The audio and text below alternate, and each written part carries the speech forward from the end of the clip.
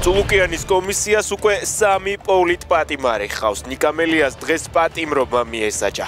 მელიას შემდეგ პატიმრობა ნიკა გვარამიას ემუქრება. გირაოს გადახდის ვადა მას 7 ივნისამდე აქვს.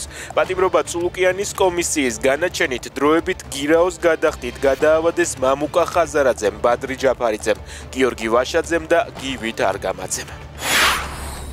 თავისუფლება რეჟიმის ტყვეებს ზირს რუსეთის დამპალი იმპერია. ლიკა ლორდ-კიფანიძისა და თათია აფრიამაშვილის მხარდასაჭერად ილიაუნის სტუდენტებმა უნივერსიტეტის წინ გზა გადაკეტეს.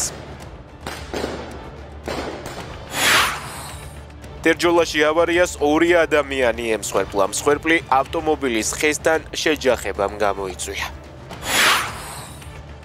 წყალდიდობას ნიგერიაში 88 ადამიანი ემსხვერპლა. უწყვეტი წვიმა ნიგერიაში კვირის დასაწყისში დაიწყო და წყალდიდობა გამოიწვია. სტიქიას ამ დრომდე ებრძვიან. ნიგერიის ცენტრალურ შტატში 50-ზე მეტი სახლი განადგურდა. რუსეთ-უკრაინის შეხვედრის მეორე რაუნდი სტამბოლში. უკრაინის საგარეო საქმეთა მინისტრის თქმით, კიევი მეორე რაუნდისთვის მზად არის.